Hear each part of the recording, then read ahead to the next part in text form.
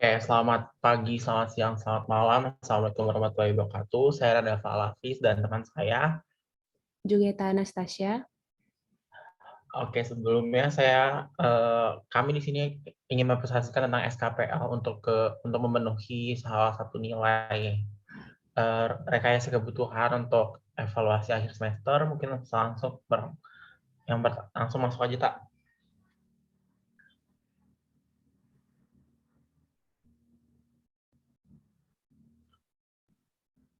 Oke, mungkin langsung masuk ke bab 2 itu di bagian deskripsi umum sistem. Jadi di pada bagian ini tuh dibagi. Jadi kayak pertama tuh ada deskripsi umum sistemnya. Nah, yang pertama itu transaksi peminjaman alat berat merupakan salah satu kegiatan yang banyak digeluti oleh kontraktor setiap tahunnya. Nah, namun banyaknya kesibukan yang dimiliki oleh kontraktor membuat transaksi peminjaman alat berat menjadi sedikit terkendala dan terhambat. Selain itu, adanya pandemi juga yang mengharuskan untuk mengurangi aktivitas di luar rumah. Jadi hal tersebut memengaruhi para peminjam dan penyewa alat berat, maka dari itu dibuatlah sebuah perangkat lunak sebagai solusinya. Nah, terus salah satu juga itu ada Jaya Jaya Konstruksi. Jaya Konstruksinya itu juga merupakan perangkat lunak e-commerce berbasis web dan aplikasi yang melayani peminjaman penyewaan produk berupa alat berat. Pengguna perangkat lunak ini dapat melakukan pembuatan akun registrasi. Terus, sebagai penyewa alat berat dan penyewa yang sudah memiliki akun itu nanti, dapat login dulu, terus habis itu penyewa yang belum login itu ntar dia bakal cuma bisa melihat katalog produknya doang, yang berisikan dari alat-alat berat yang disewakan oleh peminjam. Maka penyewa harus terlebih dahulu membuka login dulu itu dulu. Nah terus, penyewa juga mungkin langsung masuk ke diagram alur sistemnya. Jadi diagram alur sistemnya itu pertama tuh dia bakal buka aplikasi dulu. Nah, terus habis itu kalau misalkan dia belum registrasi, dia masuk ke halaman registrasi. Kalau misalkan udah, langsung ke halaman login. Nah, nanti di halaman login itu mereka memasukkan data-data yang udah didaftarin sebelumnya, terus nanti masuk ke halaman utama. Nah, terus habis itu mereka si pelanggannya itu bisa mencari dan memilih alat beratnya. Terus habis itu milih halaman detailnya, halaman beratnya itu tersedia atau enggak. Kalau misalnya enggak, dia bakal tombol booking tidak aktif. Terus nanti kalau misalkan ada, dia bakal tombol aktif bookingnya aktif. Terus habis itu dia melakukan booking peminjaman dan melakukan transaksi. Terus habis itu konfirmasi pesanan. Habis itu dia kalau misalkan apakah ada kerusakan, dia kalau misalkan ada, si pelanggan itu harus menulis laporan kerusakannya dulu, terus baru ngembaliin alatnya. Terus kalau misalkan nggak ada, dia tuh bakal langsung ngembaliin alatnya itu sendiri. Terus nanti upload bukti transaksi pengembalian. Jadi eh, transaksi ini tuh bakal dimulai setelah pas dia bayar dan setelah selesai peminjamannya, seperti itu. Terus gambaran sistem itu yang pertama, sistem ini tuh merupakan sistem untuk transaksi pinjaman alat berat. Terus sistem ini juga memiliki dua user, yaitu customer dan admin. Terus customer itu merupakan pengguna atau penyewa alat berat, terus admin adalah peminjam. Terus customer harus memiliki akun dan login terlebih dahulu, yang seperti yang tadi saya jelaskan. Terus selanjutnya itu customer dapat mengakses seluruh fitur yang disediakan oleh sistem untuk kebutuhan transaksi. Terus admin juga harus dapetin hak akses untuk menambah, mengedit, maupun menghapus informasi detail produk, status penjadwalan, peminjaman, dan pengembalian alat berat, serta laporan penyewaan, laporan pemasukan, dan laporan kerusakan sebagainya. Mungkin selanjutnya untuk fungsi produk akan dijelaskan oleh teman saya. Oke, baik. Untuk poin selanjutnya, kita masuk ke fungsi produk, di mana perangkat lunak Jaya Konstruksi ini memiliki beberapa fungsi utama, yaitu untuk admin, dapat kita lihat bahwa admin dapat melakukan login dan logout, kemudian admin dapat melakukan pengelolaan informasi terkait produk, yaitu alat berat, lalu admin juga dapat melakukan penjadwalan peminjaman dan pengembalian alat berat, dan admin dapat memilih alat berat yang ingin disewakan, admin dapat mengubah status penjadwalan penyewaan alat berat, dapat melihat detail booking, dapat melihat laporan penyewaan, melihat laporan pemasukan, dan melihat laporan kerusakan alat berat. Admin juga dapat memverifikasi pengguna ataupun penyewa.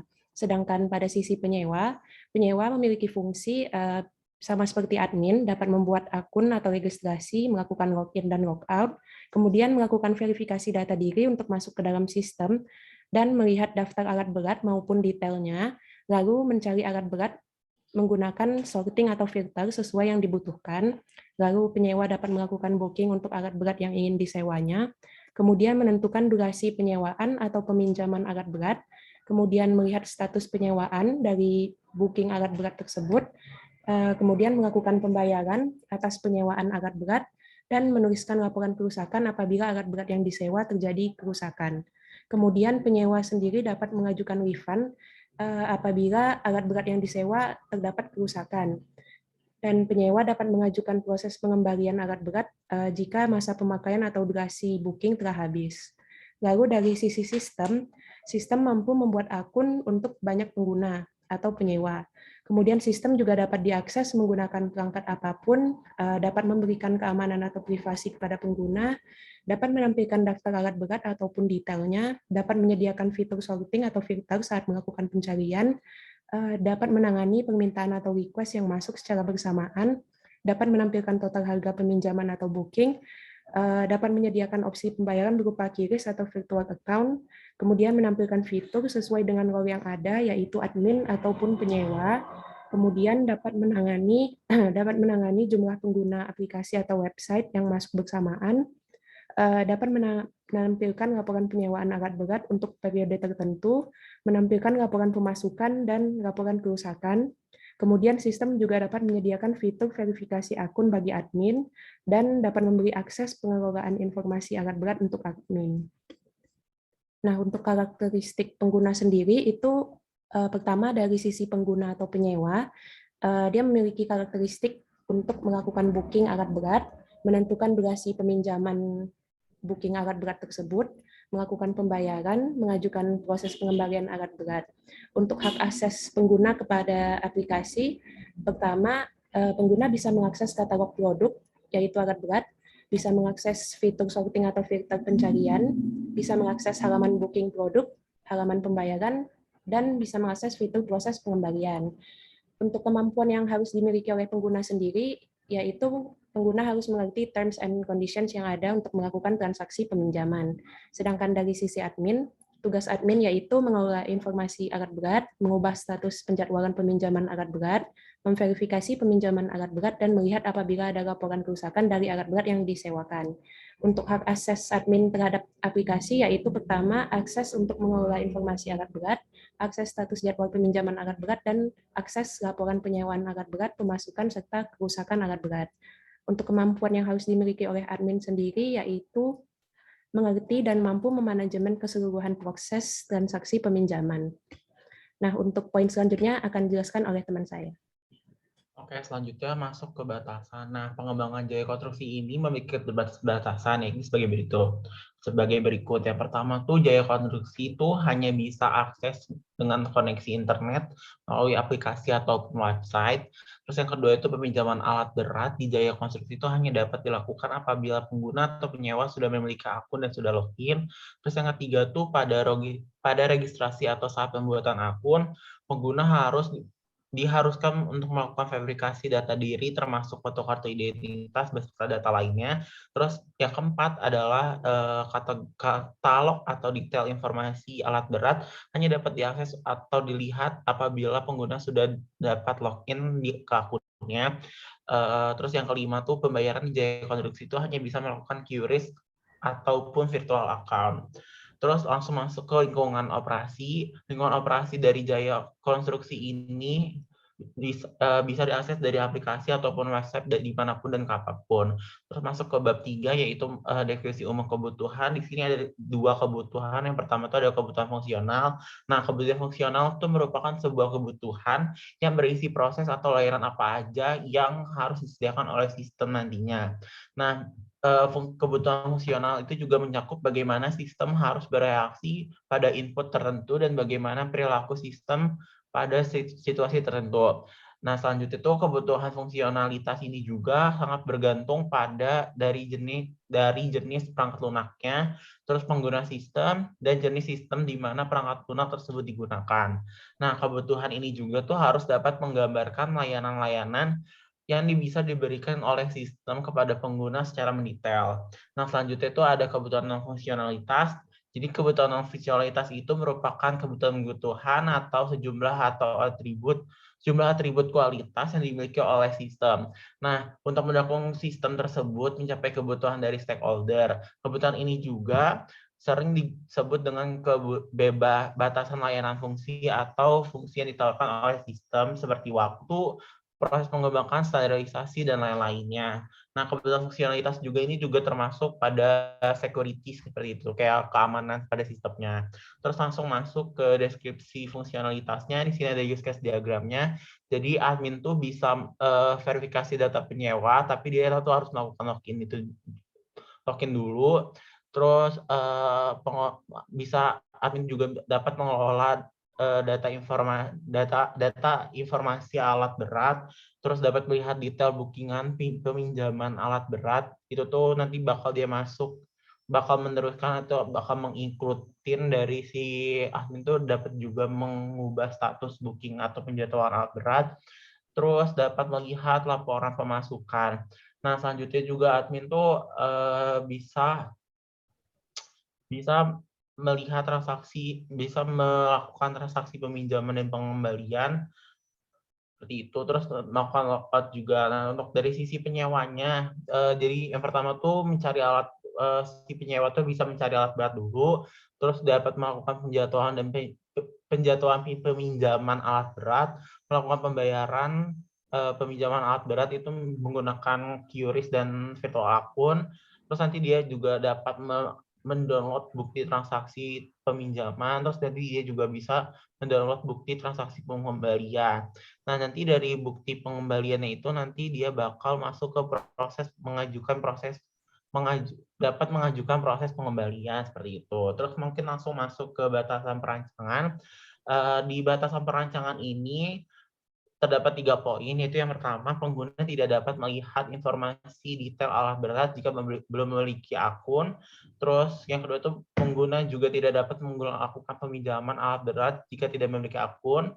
Terus yang ketiga tuh user membutuhkan koneksi internet untuk mengakses perangkat lunak. Terus langsung masuk ke ringkasan kebutuhan. Di sini ada beberapa ringkasan kebutuhan fungsionalitas itu yang termasuk mungkin dari yang tadi sudah dibacakan dari fungsinya tuh yang kayak gitu. Terus langsung masuk ke kebutuhan dan fungsionalitas itu ada 7. Yang pertama tuh perangkat lunak ini harus dapat beroperasi terus-menerus selama 7 hari per minggu, 24 jam per hari tanpa henti, atau dapat dikatakan 24 kali 7 hari gitu. Terus yang kedua tuh kegagalan yang dapat ditoleransi itu kurang lebih dari 10%. Terus yang ketiga, perangkat lunak memiliki antarmuka user yang mudah dimengerti, indah dilihat, konsisten, mudah dioperasikan, dan tidak membingungkan. Nah, dan poin 4 itu perangkat lunak ini dikembangkan dengan baik dan memiliki good quality standard. Yang kelima, perangkat lunak mampu melakukan update data dalam waktu 10 detik. Terus yang keenam, perangkat lunak juga dapat menolak input data email atau nomor HP user yang sudah pernah terdaftar. Terus yang ketujuh, tulisan dan antarmuka perangkat lunak menggunakan bahasa Indonesia. Mungkin bisa langsung masuk ke recruitment model language yang akan dijelaskan oleh teman saya. Silakan. Oke, selanjutnya kita masuk ke poin requirement model language. Yang pertama ada business objective model yang merupakan bagian dari LML, dan business objective model merupakan sebuah model yang berisi kumpulan masalah bisnis yang berujung pada konsep produk untuk memecahkan suatu permasalahan. Adapun diagram BOM sendiri berdasarkan aplikasi Jaya Konstruksi adalah sebagai berikut. Nah, untuk bisnis problem yang utama yaitu kita menemukan bahwa Jaya Konstruksi ini memiliki kesulitan untuk melakukan peminjaman alat berat. Itu merupakan permasalahan utama untuk terbentuknya aplikasi ini. Lalu bisnis objektif pertamanya adalah melakukan pencarian perusahaan yang mau melayani jasa peminjaman alat berat. Kemudian bisnis problem kedua yaitu kesulitan untuk menghubungi perusahaan. Dan bisnis objektifnya mendatangi perusahaan dan membuat appointment untuk bekerja sama dan mencapai kesepakatan. Lalu bisnis problem 3, sulit untuk mempertemukan peminjam dan penyewa alat berat. Nah, solusinya adalah mencari alternatif lain dengan mempertemukan peminjam dan penyewa secara online agar lebih mudah. Kemudian untuk bisnis problem keempat, yaitu kesulitan untuk menyusun planning dari sistem peminjaman alat berat yang akan dibuat. Solusinya adalah mencapai kesepakatan dan mengajukan pembuatan sistem yang memudahkan interaksi peminjaman alat berat.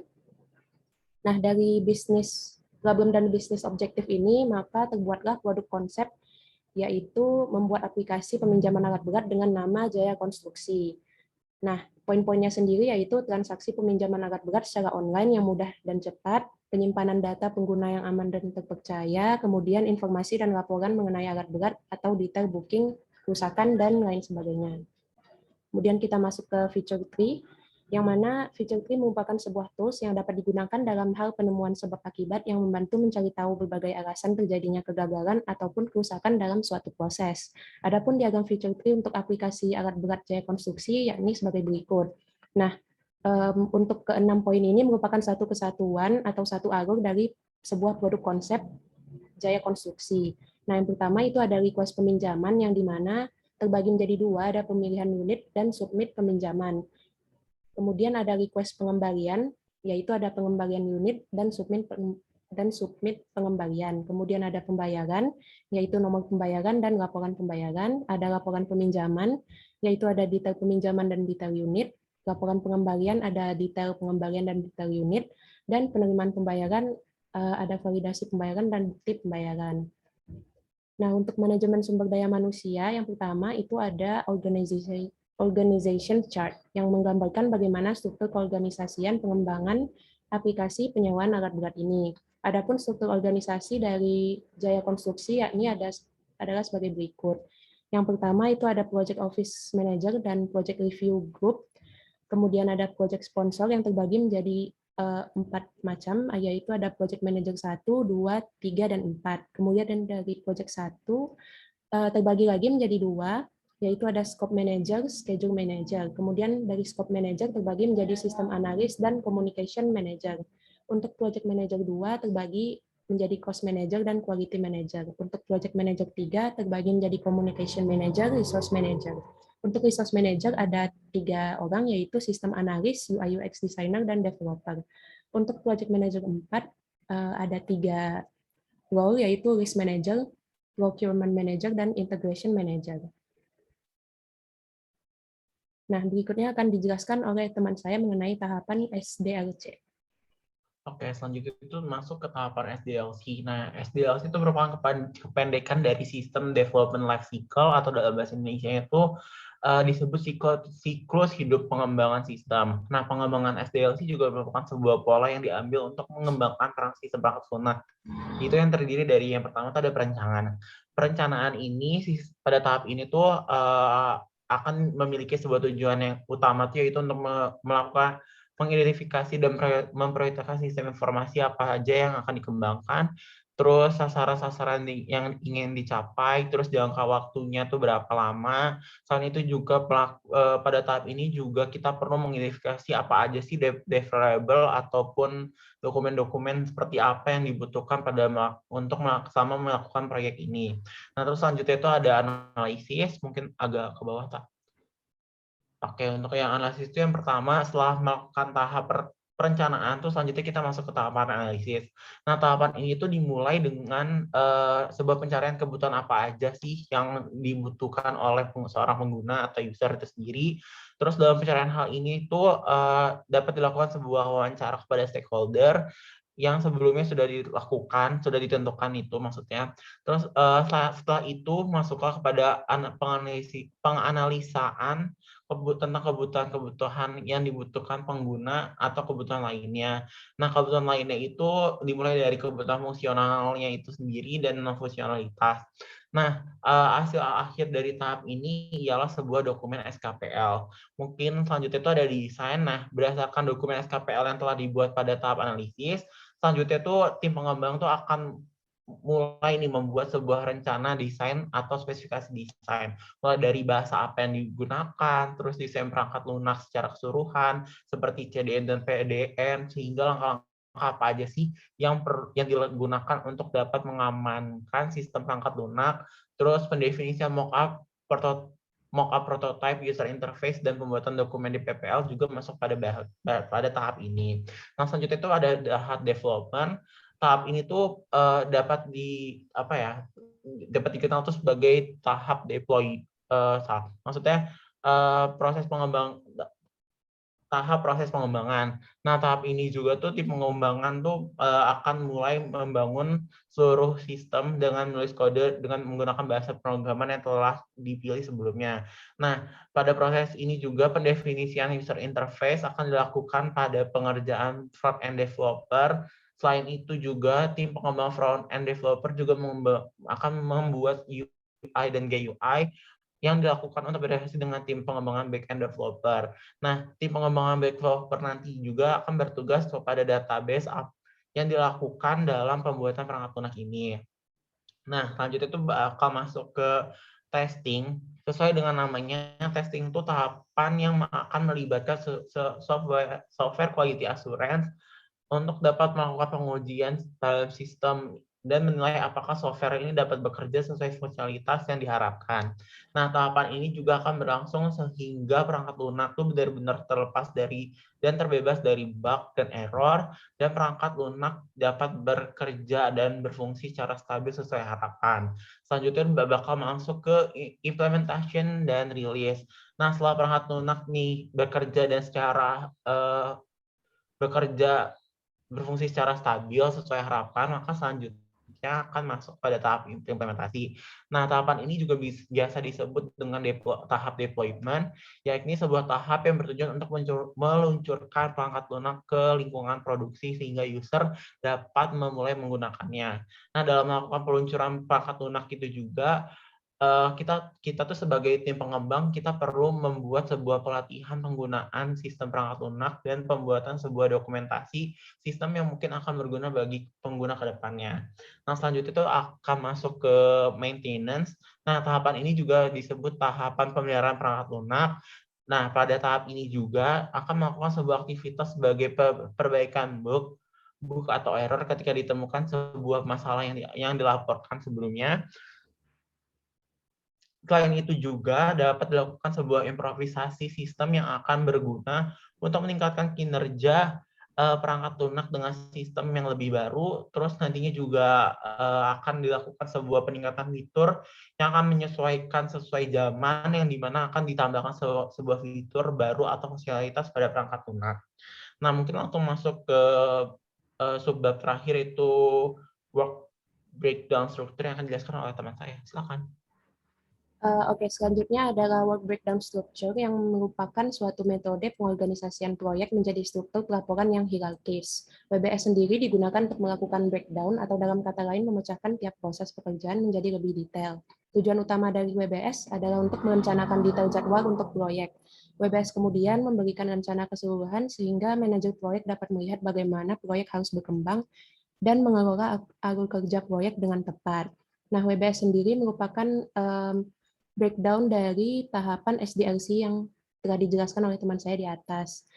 Nah, untuk WBS dari Jaya Konstruksi, yaitu dari tahap perencanaan atau planning, terbagi menjadi 6 poin, yaitu pertama, mengidentifikasi sistem informasi, menentukan target pencapaian, menentukan jangka waktu pelaksanaan proyek, menentukan anggaran, menentukan anggota atau tim proyek, dan menyiapkan dokumen-dokumen yang diperlukan, seperti KAK, DPPL, dan lain sebagainya. Lalu ada analisis, kemudian poin-poin yang ada pada analisis yaitu elisitasi kebutuhan, analisis kebutuhan, menentukan prioritas kebutuhan, dan memvalidasi dan memverifikasi kebutuhan. Untuk tahap selanjutnya yaitu desain, di mana desain ini terbagi menjadi beberapa poin, ada desain arsitektur antarmuka, desain skenario atau alur kerja tiap fungsi untuk aplikasi Jaya Konstruksi ini, mendesain keamanan, dan desain database. Untuk development, yaitu membangun sistem, menulis code, implementasi desain, dan mengembangkan sistem. Untuk testing, yaitu kita melakukan percobaan terhadap sistem, melakukan percobaan terhadap klien atau stakeholder, melakukan QA atau quality assurance, melakukan perbaikan bug, dokumentasi pengerjaan sistem, dan penyempurnaan sistem. Untuk implementation dan release, kita akan melakukan launching aplikasi, melakukan pelatihan penggunaan sistem, melakukan pembuatan laporan akhir, dan penggunaan sistem. Untuk maintenance yang merupakan tahapan akhir, yaitu kegiatannya adalah mengevaluasi dan memelihara sistem, melakukan perbaikan bug, dan mengimprovisasi sistem atau meningkatkan fitur-fitur yang ada. Nah, mungkin segitu saja penjelasan mengenai aplikasi Jaya Konstruksi dari kelompok kami. Kurang lebihnya mohon maaf apabila ada salah kata ataupun kekurangan lainnya. Kami akhiri. Wassalamualaikum warahmatullahi wabarakatuh.